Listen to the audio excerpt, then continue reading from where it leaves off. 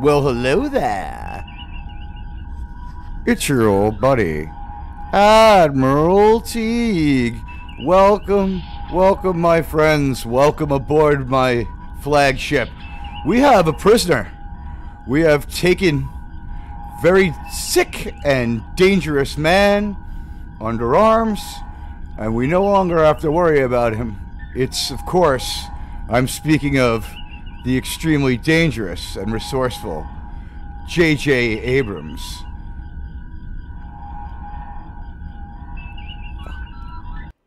Now, the prisoner is been lulled into a sense of false confidence. We have transported him back in time using the holodeck. In my engineering section and my science section, as well as my medical section, I've been hard at work, as well as my psychologist here on the ship. Now, we're going to give you J.J. Abrams when he got the British Academy of Film and Television Arts Award. And this is an interview he gave right after he left Star Trek and right before The Force Awakens. So figure 2014, 2015. Now, last time in part one, and I apologize a little bit for the audio quality in part one. On earbuds, it's not great. You can't hear JJ. But on devices, I've had no problem. I would also say I'm getting better at this. Please like or follow Admiral Teague, your buddy. Now, we've got some serious business to do. This is a dangerous prisoner. Last time we had an encounter with J.J. Abrams, we found out that he'll manipulate anyone to get what he wants. He may not have a plan for his movie, but he knows there'll be a box in it. If he has to set his grandparents against each other to get what he wants, he's going to go ahead and do it. That's J.J. Abrams for you. But in this particular interview, he's going to tell us a few things. All right, mister, let's give us your views on filmmaking. Describe your directorial style, Mr. Abrams. I so don't consider what I do sort of from the outside in. Wait a minute. So what you're saying is you make these boxes, but you see them from the inside out? I don't really ever feel like I can identify a style. I mean, there are things I guess I do. I would say that J.J. Abrams' style is a fast forward and a very frantic style with a lot of fast cuts, action, and explosions using inappropriate detective show techniques to try to milk a little more action out of things like an action movie. So what he's doing is he's mixing and matching his metaphors, as they say, kind of making his own choice about what he's going to do with, a movie, which is fine. He's a director, and if he hadn't had such an undue effect on our lives, he wouldn't be in my brig right now. Anyway, let's let him finish his story about his directorial style. Let's see what he thinks. Obvious sort of joke is that I overuse lens flares. Actually, the obvious joke is you cannot write an ending or a sequel. And that's sort of what I'm known for. But really? I would say that in my approach, the thing that is most important to me what is it? Is that I love larger-than-life kind of spectacle moments. But now that's key. He does love larger-than-life sort of spectacle moments. And we've seen them populated throughout his films. An unearned payoff in Starkiller Base, blowing things up, and other stuff of that nature. And, this is when I start to kind of get in a little trouble with the copyright police. So please bear with me. Let me get that under control for you. All right, now I've got to remember to push the button to talk, right? But let's let J.J. Abrams continue. That what's important to me is that the characters are at the center, that emotionally you know where you are, and you're tracking characters. Does that sound like any J.J. Abrams movie we've seen? What are you talking about, Abrams? That are taking me through those spectacular moments. And that, to me, is the most important thing, that balance of the intimacy with the spectacle and the... Where is the intimacy in your movies? In Force Awakens, we had about 5-8 minutes of character with Rey kind of living her life. Maybe 10, maybe 15. But by the end of that, she's met BB-8 and we're off to the races for the rest of that movie. A sort of hyper reality. Hyper reality. This is something that we kind of heard foreshadowing of in his Doom TED Talk that I examined. And on that one, honestly, if you listen to it on speakers or a device, you're going to have a much better experience. I apologize for those of you who listened on earbuds. The closed captioning works fine. It picks up JJ perfectly. If you can hear what's going on, you'll be able to distinguish what I'm saying from what JJ's saying. And it's pretty exact. The closed captioning loves JJ. And if there's an audio problem on this, and I'm going to try to make sure there ain't, you can just go to the captions. And I would do that anyway. JJ can sometimes start talking really fast. Anyway, I've got another question for JJ. How do you manage writing, producing, and directing, Mr. Abrams? It's a weird thing. I mean, the jobs are all very different. Directing is my favorite because it Well, why is it your favorite? means that the writing's done. He started out as a writer, and he disdains writing. This man is just made a sideways admission that he might just be out of ideas. And this is still about 9 years ago. For the most part, and that the producer has done whatever needs to get done to actually get to the place where you're filming something. All right, get to the point. But they're all critically important roles. As JJ tends to circumlocute. He can't just say, I have a bunch of real good people who cast and do locations for me. a writer myself, working on Star Trek. Now he's self-filleting here. He's a writer himself. Actually get to the place where you're filming something. Yeah, and? But they're all critically important roles. As okay. a writer myself. Thanks for mentioning everyone else. Working on Star Trek was a wonderful thing because though I wasn't technically a writer on those films, now that is collaborate disingenuous. Now JJ knows that everyone hated the stories for both movies. The first one seemed okay until the second one came out and you looked back on it with fresh eyes and realized that it had no substance. But J.J. Abrams thinks that style is substance. Those movies had some style and some flair, and I guess if you watched them with the sound off and pretended that the story was good, you got somewhere.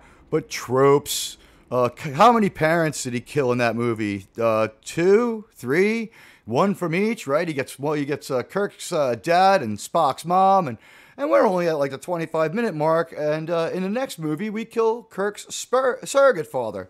So, I mean, J.J. Abrams on character, I mean, when he gives it to you, he's going to give it to you pretty much the same way every time. He's going to kill somebody's parent to make them sad or have their parent be absent in the case of Ray. People who had wonderful, great, big ideas, but also get to, on the fly, in... Right. Okay, first, let me get to the big ideas. Patrick McKay and J.D. Payne of the Rings of Power have said that they've been writing movies for 10 years that no one would let them make. This is because they work for J.J. Abrams and he just grabbed chunks of their story out and plugged it into his. Now, when we saw the Rings of Power, we saw J.J. can't train anyone to be a better or even quite as good as him. That was worse than most J.J. Abrams, although it used every J.J. Abrams trope. Just JJ's used them a few more times, he developed them, and he's a little better at some of these things than the Rings of Power guys were. It took a few movies to expose him. These guys didn't have that advantage, and they were heavy-handed in their use of these detective show devices that are imposed upon action and adventure and fantasy settings or sci-fi settings. This is a trademark of J.J. Abrams. We found it out in the first part of this exploration into the mind of the filmmaking style of J.J. Abrams and why he's had such an undue influence on our life. Part 1, we found out that he was always been manipulating people. And that he was he delegated pretty well as far as casting and locations go. And he didn't have to really suffer through any movies with no names. His very first movie that he writes regarding Henry has Harrison Ford in it. Every day, adjust scenes and make changes that felt right. Yeah, sometimes you've got to stick with the story, even if a scene feels right at that moment. The actors were often offering moments that were really funny or... I bet you they were. And it was funny, probably on the set. And Mahler pointed this out, and you know, I've listened to EFAP, and I've listened to Mahler, and I've listened to Doomcock, and my hat's off to all these podcasters for being, you know, open and honest. Make of their opinions what you will. I'm your buddy Admiral Teague, and I'm not bringing any politics into this. This is about us and J.J. Abrams and the movies he makes. But let's just bring him back a little bit and let him elucidate his brilliant point here. Every day, adjust scenes and make changes that felt right. The actors were often offering moments that were really funny. Like I said, it probably was really funny when Kylo Ren confronted Poe for the first time in The Force Awakens, and Poe, on an ad lib that JJ admitted was an ad lib, said, so who talks first? You talk first, I talk first? And that is funny. But the thing is, he's doing it next to the freshly decapitated corpse of his friend that he just tried to kill Kylo Ren to avenge. So JJ tonally, he doesn't care about really setting up a clean set of circumstances here. Even the joke, it was probably funny on set because they had all totally forgotten about Tekka lying there dead. Probably not even in the scene, and probably not doubled. I mean, we don't know. I don't feel particularly rewatchable about The Force Awakens. I've seen it more than enough. Go on, Mr. Abrams. Let's hear a little more about what you have to say. Or discovering things that weren't obvious in the scene as written. So JJ is just telling us right here that he will deviate from the scene as written, and boy, he could just drone on. Go ahead, JJ.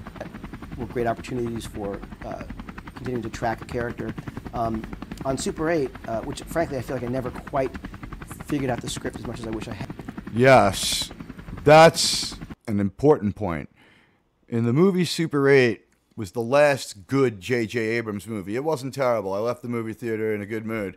It was a sort of like, you know, copy of a Spielberg movie. It had Goonies elements in it. He said it was connected to the events of Close Encounters to the Third Kind in some way. And I think they had a practical monster. So you know, minimal CGI as far as a J.J. Abrams movie goes. And it was small and it was ambitious and optimistic. And yet at the same time, it wasn't on a huge grand scale the whole time. This was the world of a few kids. It was a lot like Stranger Things, which I don't know if it had come out at the time. But the thing is, J.J. Abrams does get good performances out of kids. The experience of doing that movie was so intimate. Because J.J. was only with his creatives. He had a small story. He apparently hadn't written himself. And it was small and enjoyable. And the movie wasn't too long. Mostly because we were away for quite a bit of it on location. He got out of Hollywood. In West Virginia. There were these kids. He gets great performances from kids. Most of whom had never acted before in a movie. I was doing it with Larry Fong, who's... I don't know anything about this technical detail. Anyone want to tell me about Larry Fong in the comments or chat? Go ahead. Director of photography, who I'd grown up with.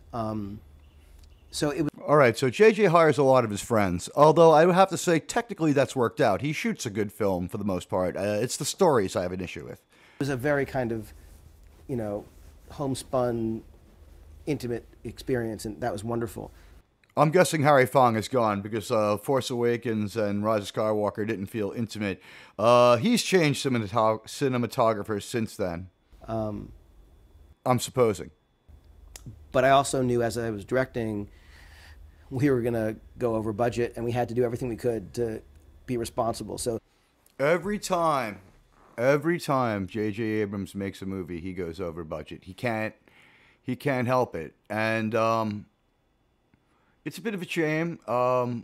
You wish he could be more responsible and not always be late, not always go over budget, not always have the same problems, but for the most part, J.J. Abrams movies are late, and they are always kind of dumb. Stunningly so. Anyway, let's let J.J. continue here. He's wrapping up his thoughts on how does he manage writing, producing, and directing. Part of me wanted to just keep shooting these scenes, and part of me was like, must leave location. So yes, that's actually something that we should talk about for a second. he doesn't know when to stop shooting, and that's why he always goes over. Host of Rescue 911. Yeah, this J.J. Abrams interview is doing this for me. Well, William, what kind of advice do you have for us? Chances are every one of us will require emergency assistance twice in our lives. Oof, I believe you. I'm getting close. Let me tell you something. J.J. Abrams, really, he's got a few opinions and ideas. He's not an offensive guy. He's not a horrible person. But he is sort of out there, and he can be annoying when he talks about some of these things. I don't want to say he's a bad guy. J.J. Abrams is most likely all right, but he's going to finish up here telling us a little bit about how he manages producing and directing at the same time. Do everything we could to be responsible. So part of me wanted to just keep shooting these scenes, and part of me was like, must leave location so we can be responsible. And it really is just a balance. Not your money, right? You know, every day, no matter where I am, as a director, I always feel like it's my money being spent on that set. I don't think like, well, screw it. Well, I want to be responsible. I don't want the studio to report and wonder what the hell happened. And so I really do, being responsible on movies is something that's always been very important to me. So even when I'm, when I'm directing something and I know that we might have to go over a little bit and for this scene to work, I'm always thinking, well, what can we do later to... Really? JJ, really? We just heard JJ talk about how responsible he always is in making sure his movies do not go over budget because it's not his money. He feels like it's his, though. To make up for that, and it's a constant puzzle. So he blows his budget, and then when he's finishing up the movie, there's nothing left, and he has to cut costs to make up for cannibalizing basically the middle and end of his story budget by having the beginning pop huge. That's an admission, people. That's an admission. Now, how do you manage the shift between making TV and film? My answer would be... The great thing about television is... Wait a second, mister.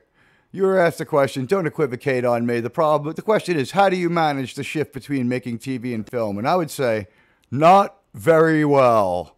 The great thing about television is it's all about open-endedness. It's all about what's coming next week, evolution of a story, and especially on a pilot, the beauty is it's all about promise. So the end of the pilot, that's key. The greatest ends of pilots for me are endings that promise. Make a note of so that. Much more to come, and that's a kind of wonderful thing. Now, the downside is it's this crazy leap of faith, and you might say, "I think I know where this is going to go," but he thinks he might know where it's going to go. I mean, come on, people. Let's be honest here. J.J. Abrams uses the mystery box technique, and we've talked about this in part 1. J.J. Abrams' mystery box accidentally turns into what the United States military used to call a kill box in Operation Desert Storm. A kill box was this. You get all your friendlies out of there, and you send in everything on several levels, a multi-leveled airstrike followed by a bunch of artillery strikes followed by ground troops to just make sure that every single thing there is dead. You want to see what a kill box is? Google Highway of Death Kuwait Operation Desert Storm. That's what happens inside a kill box. Once you determine that there's no friendlies there, you over-destroy everything. And that is the mystery box. It's actually a kill box. It exists for the sake of existing. It's an invented thing. It's an imposed thing. It doesn't really have a defined border, even though it's supposed to, because we're dealing with such broad strokes, like Tomahawk missiles or the filmmaking style of J.J. Abrams. There's not a whole lot of difference. But especially in U.S. television, when it's 100+ episodes, there's no one, I don't care what they say, there's no one who knows exactly how the end of a series is going to play. That's ridiculous. Watch any Law and Order show. When they start SVU, they know that at the end, they're going to solve a crime and a criminal's either going to get away with it or not. They know who did it. They know how to set it up. They spend 1 hour every week doing essentially one of 5 or 8 different plots that they have. But SVU or Law and Order or Criminal Intent or any of the Law and Order shows, and I believe there's a new one called Organized Crime, they use the mystery box the way it was intended. the mystery box was intended to be used in detective stories, not in action and adventure movies like Mr. Abrams thinks. Anyway, Mister, get to your point. When they're writing the pilot, you could have the best idea at the time. Was Lost the best idea? This plane breaks up for no reason and we don't know why. It was the best idea to sell your pilot, but then his audience really lost out. And by the way, there's not much visual component to this one. It's JJ sitting in this house. I'm guessing it's in the Hamptons. It could be in LA. Who knows? But aside from talking with his hands a little bit like a typical New Yorker, he's not moving around much. He's wearing exactly what you see there in the picture. Or who knows? A BAFTA award. Maybe he's in England. But it's a real nice day for England. But if you're actually making a show, you're going to suddenly cast someone who is absolutely wrong. That's now that we're really getting back to a problem we've heard about once already. He's not dedicated to his stories. He could fall off point easily, and he thinks he can backfill it later. But the truth is, maybe the damage just builds up. But if you're actually making a show, you're going to suddenly cast someone who is absolutely wrong in something. Right. And the thing that you think is going to play out in a certain way won't. It just won't. Or you cast someone who you think is a good one-episode thing, and they're a genius. And you're like, huge character for the rest of the show. You know, Michael Emerson on Lost. See? Ben Linus. He was never going to be a character that... See? Damon and I didn't come up with him. But I mean, this Damon is not a is this a responsible way to make movies and films? And we're like, holy, this guy's amazing. And he was one. Now listen, this works if you're making like something like a cowboy movie or a military movie, but I mean, Lost was like, these people were stuck on a mystery island that had no context. Now last time, when challenged to come up for a reason that the plane crash happened and the island was weird, off the top of my head, this was my solution. In the 16th century, some Europeans washed up on the island. The island had some natives on it. The Europeans and the natives went at it, killed each other. You could have had a B-plot with flashbacks showing that.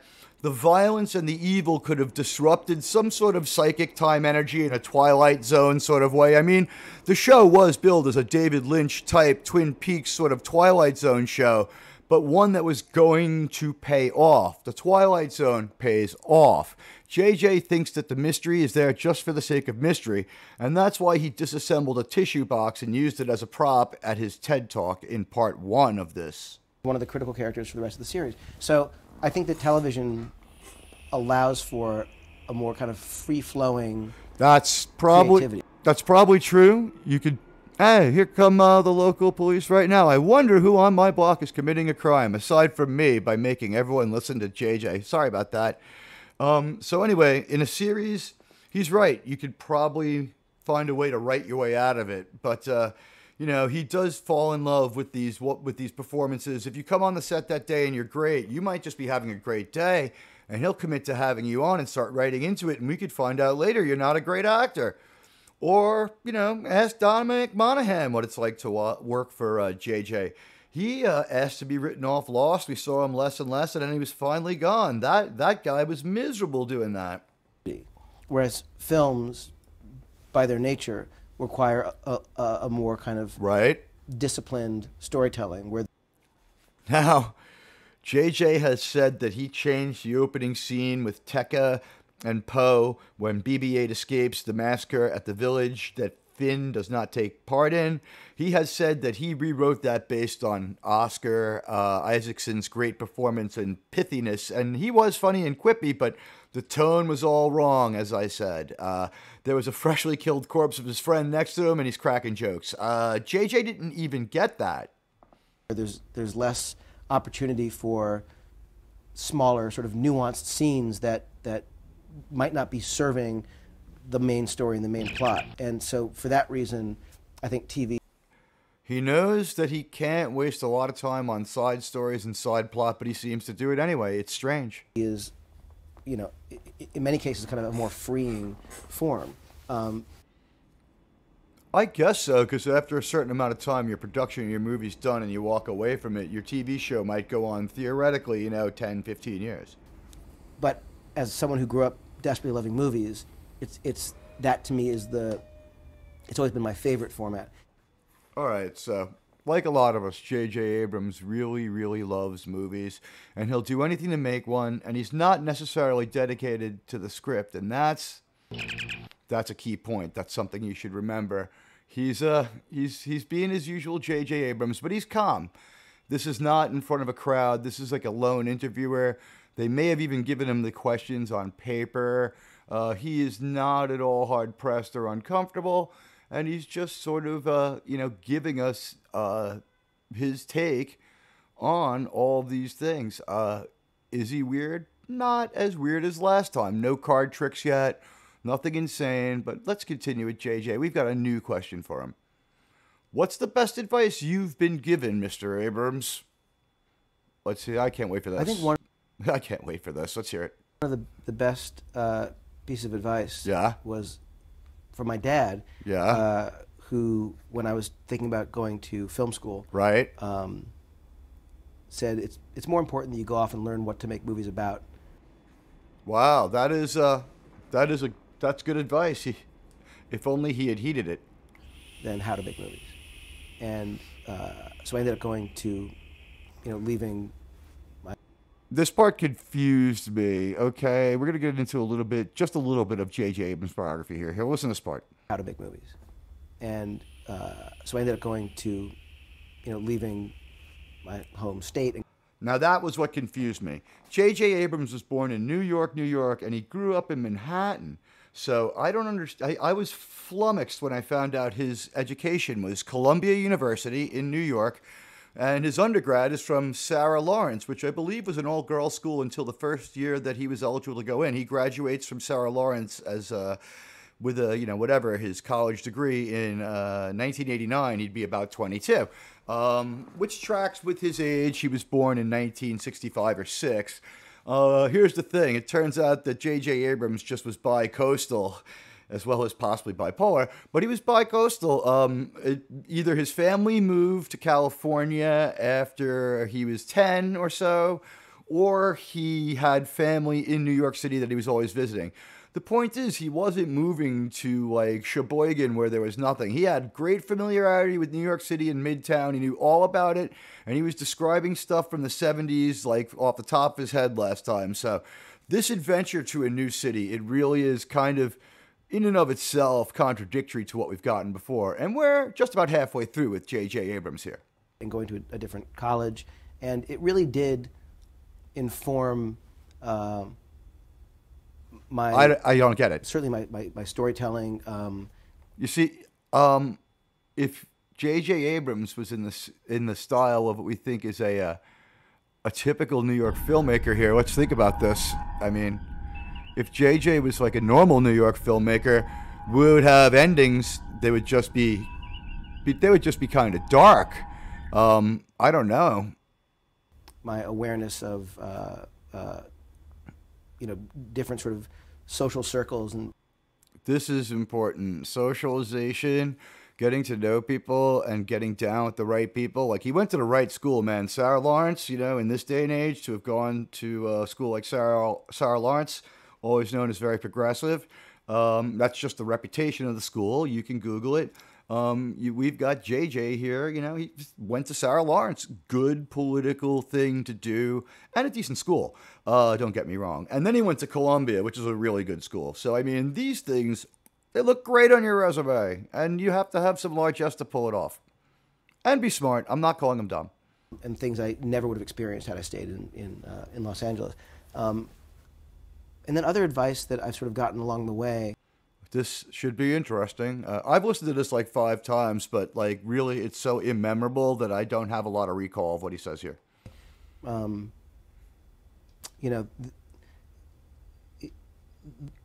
JJ has sometimes a real problem getting to the point. The thing that I think it's not as much advice. See how direct questions just blow his mind? That I was given per se, but what JJ just doesn't think about things in terms of, I ask you a question, you give me an answer. What was the best advice you ever got? He can't do it. He can't do it. What was the best advice he ever got?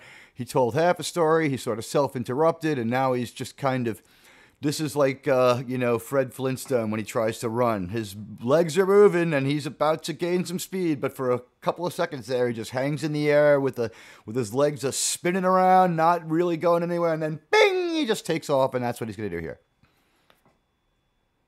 What I kind of learned early on is that that your voice is as important as anyone else's.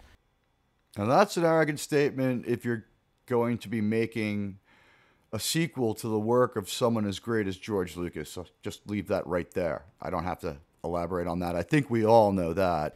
Now, you may not always be right, and you shouldn't be cocky about it, but... Yes, you know, that reminds me. Please like or follow your pal Admiral Teague. I'm the greatest YouTuber of all time. That there's a kind of... I felt like I needed to learn that... Oh, it's painful how long it takes him to just say one sentence. The ideas that I had were as good as anyone else's ideas. Wow. It took him like 15 seconds to say my ideas are as good as anyone else's. And I don't know. We can debate that, but let's hear that again. And you shouldn't be cocky about it, but that there's a... You shouldn't be cocky. Kind of... The Force Awakens is not a science lesson. That's not cocky. I felt like I needed... What did you need? To learn that... Learn what? The ideas that I had... Yeah? Were as good as anyone else's ideas. You know? All right, so I had an idea about like how we could build a moon base. It would be like a big roulette wheel, right? And on the edges there would be gravity. This way we wouldn't have to worry about the zero gravity. And in the middle there would be no gravity, so we could have all the cargo we could ever want because it would be weightless. That's my moon base idea. A giant fucking roulette wheel. What would Neil deGrasse Tyson say about it? Would he have a better idea? Would a physicist have a better idea? But no, my idea is as good as theirs. Let's build a fucking giant roulette wheel on the moon. By the way, that is one proposed design for a moon base. The moon is extremely radioactive. We're not going to be able to get there on a sustainable basis soon. Maybe there'll be guys up there in a permanent facility, but they're going to have to get people out of there inside of like a couple of weeks. The moon's very radioactive, my friends. You know, certainly not better, and I love the... Wait a minute. He said we're going to have good Star Wars again and put out there that he had perfected the dialogue. So this is insincere, or he's made a liar of himself. Collaboration, so it wasn't like I felt like it was a battle, but it was... That's... Wow. Just absolutely stunning information from J.J. Abrams here. That's wow. Analysis. Anyone want to chime in as my science officer here? I'll be looking at the comments later and replying. Wow. Anyway, that's another key point right there from JJ. My ideas are as good as anyone else's. You know, I'm going to be taking on the works of Gene Roddenberry and George Lucas. I've just done a lackluster job with Gene Roddenberry, but I made a lot of money by dragging out the biggest villain with no backstory. Imagine if there'd been a movie about Wrath of Khan that, like, instead of just being a weird reboot of Star Trek II with no context, because there was none, how about having a Space Seed movie? That was a really good episode of Star Trek, and it would have made for a great movie. And it would have cost less, been easier to film, and featured some strong character performances. But JJ, he wanted the money. He was out of there. He was looking to go to Star Wars. It's one of those things I think that it's good to be reminded, or... Oh, jeez. Or if you don't know it at all, be told that jeez, that what, JJ? Thing that you feel, if you really feel it, other people do too, and that's not true. That's not true. I do not look at a disassembled tissue box as a work of art and a beautiful thing, as he called it when he held it up at his TED Talk. I look at it as a functional piece of origami that some guy with a design degree made. I do not look at the box and think it's beautiful. I think I need a tissue. Something that is to be, you know, mined and to be celebrated. But he's pretty full of himself here. So I guess the next question I'd like to ask our guest, J.J. Abrams, and you'll be staying in that brig until you answer these questions to my satisfaction, mister. By the way, remember in Into Darkness when they had Khan in the brig, and Captain Kirk, played by Chris Pine, Carl Urban playing Dr. McCoy, Zachary Quinto as Spock, are talking to Benedict Cumberbatch's phony Khan of Khan, the confidence man Khan, and they say, "Who are you?" And he goes, "I am Khan." Trying to wash that line through poor Benedict Cumberbatch's mouth to make it work, and it didn't. And I got to give it to Chris Pine. Watch that part of the movie. He stares at him totally uncomprehendingly, as does Carl Urban, but he's further in the back. Chris Pine just looks at him like, well, all right, Khan. You know, because they don't know who he is. So what advice would you give to new filmmakers? This should be good. I remember it, by the way. It's really simple. It's the Nike slogan. Here we go.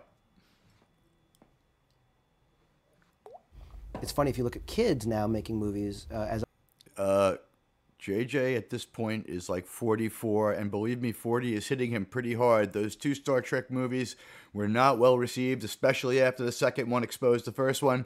And The Force Awakens, like, he's smart enough to at least know that it's pretty empty. It's a popcorn cruncher at best. I would say Independence Day is a better movie than Rise of Skywalker or Force Awakens. And, you know, Independence Day, I'm going to admit it right now, it's a fun B movie, but it's not great. As I did with Super 8 Film. Yeah, JJ wandered around Manhattan making movies after manipulating his grandparents against each other and telling them that, you know, he would do drugs if he couldn't get this movie done. They've got cameras and access to cameras that are often film resolution. See? Professional. You know what he's saying here? Editing equipment. Stunningly stupid. On par in many ways with what is used professionally. Who would do this? Who would do this? Software that allows for much of. He's talking about massively manipulating. So everything's accelerated. All of your friends, sort of become democratized so that you can get everyone has what you want out of them. To the tool. He is just telling us to use our friends to make a movie. He didn't say, you know, co-invest with your friends or try to get your friends to help you out. He's thinking about one thing and one thing only. J.J. Abrams will say anything to anyone. Don't let it stun you. Don't let it stun you anymore. He's going to do it a few times, but let me tell you, the trauma it's almost over, people. We're almost done with the trauma. J.J. Abrams doesn't have a lot more to say. This is the final question, and again, it is: what advice would you give to new filmmakers? And it's just do it. Often, film resolution, professional film resolution. Editing equipment that is... Do it by manipulating your friends. On par in many ways with what is used professionally. Visual effects, color correction software that allows for much of, you know, what is being done professionally. Right. So everything's accelerated and resources have sort of become democratized to a point where everyone has access. Sounds like he's a little bit afraid that people are going to steal his ideas and just do movies as good as his because it doesn't take much. More or less, to the tools to make movies. So when people say to me, well, what advice do you give? What do you think? So he was asked, what advice do you give over 1 minute ago. And 1 minute and 8 seconds later, he finally gets to his point. I should do if I want to make movies. And the amazing answer that was certainly... He restates every question really slowly here. This is the opposite of Red Bulled up JJ, but he's still not giving a lot away as far as information. Yet what he does give away is still enough to really expose him and make him look kind of bad. Not available to me when I was a kid is make your movie. You can... See, that's a lie, because we know from part one that JJ had the resources to make his movie. He had thousands of dollars worth of tech, thousands of dollars of 70s money in tech, probably many more thousands of dollars worth of it now. The kind of, find out what a DX7 synthesizer cost in 1980 when he had one. He was 14 years old. Find out. He said he had one. Find out what a Super 8 camera cost in 1976, a good one with sound. When he was, 10, walking around crime-ridden Midtown New York City in the 70s with a mugger magnet in his hand, apparently in a story eerily similar to Steven Spielberg's. Like everything, false advertising and derivative ideas permeate even his biography here. You can actually make your movie. You know, you can find a friend who's got a Canon 5D Mark II. You look he's just buying time. We didn't need to know that useless information. Around, you can find people to use as actors, and you know, you just can make your film, and it's people make it. Don't collaborate. Don't invest people in it. Don't get, you know, your friends should get something back for this. You know, like they're artists. You know, like he's not mentioning you can give people a chance to act. That was back with the professional artists. Now, when you're on the ground level, suddenly there's no collaboration. It's like JJ doesn't respect people until they've got a contract with a major studio and have done a few films. And if you look at his casting, aside from, you know, the save money people like Ray, I mean, you know, Adam Driver, he kind of had a little bit of a good resume. And then the movie's also got the original OT cast in it. They're huge, especially in that world. And, you know, a lot of other people like Simon Pegg, you know, James Bond, a lot of star cameos. James Bond didn't use his English accent, and it wasn't my favorite James Bond, Daniel Craig. He's James Bond in name only, and thank God that franchise is over. But let's let JJ wrap up his point here on what advice he'd give to new directors. Now, he was asked this at the 7:43 mark, and at 8:43, he's finally said, you know, manipulate your friends against each other to make the movie and say whatever you have to say. People are doing that, and that's the most amazing thing. Yeah, because for you. the resources have been so limited for so long. The resources are still limited. You just talked about how many people you have to convince to go your way. There were a lot of people who would say, God, if I only had access to a camera, I would make a movie. There's a lot of talk. He's had access to a camera since he was 10 years old. Look at the movies he makes and look at the movies he's not being allowed to make. About it. I remember when I was in college, I would spend most of my time in my room writing screenplays. Right? Yeah. How good were they? Really bad screenplays. But so nothing's changed. was in my room doing that. Would have been better if you'd gone to science class. When I probably should have been studying or something. Yes, or doing drugs. Really? I mean, J.J. Abrams, he's not the worst human being in the world, but he really can be a chore when he gets on these tangents. And really, like everyone else, I wish he'd had a different kind of a different kind of life where he'd been a little more like well-rounded and like all he knows about is movies. And like, what else would have been better? Taste of Ozzy Osbourne's life. You know, maybe listen to some music. Maybe write in the book. Let me read. Maybe write a little bit more than you did, and maybe, you know. Over the past 40 years, I've been. How about trying this? How about this? Coke, acid, Quaaludes, glue. Right. Cough syrup, heroin, Rohypnol. You'll get it, Meredith. Rohypnol. That's it. Klonopin, Close enough. Vicodin, and too many. Wow. So I'm not saying anyone should go out there and do heavy-duty drugs, but maybe if J.J. Abrams had tried some mushrooms or something, we'd be a little better off. But, you know, lots and lots of key points here about J.J. Abrams and the way he makes movies. And I'm telling you, you know, we've gotten to know him in these two videos, and we're getting close to the end with our time with Genius of the silver screen and the small screen, J.J. Abrams. So he's finishing up a wrap here on what advice he would give new filmmakers. And I would just say, you know, one thing I'd give advice to his new filmmakers is listen to the things JJ says, but don't like see his movies, because he's saying some of the right things, like, you know, let the character orient you and stuff. But he hasn't been doing that too much in his movies. There were a lot of people I remember at parties who would talk about writing and they right. wanted to be a writer. But I would always notice that they were out. Every time I would happen to go out, they would always be out. And right. I just know that there are people who talk about what they would do if, but they're not actually doing the thing. And so it's a lot easier to actually write a screenplay right. than I think it is. Okay. It might not be good, but most people talk about writing screenplays but don't actually write them. The people who write them, that is you're true. already like in, you know, the top 10% who actually have written. That is some crazy stuff right there that I cannot believe from the insane mind of J.J. Abrams. Now, I don't know what to tell you about JJ's take. I mean, what did we learn here? We had a traumatic trip down J.J. Abrams Lane.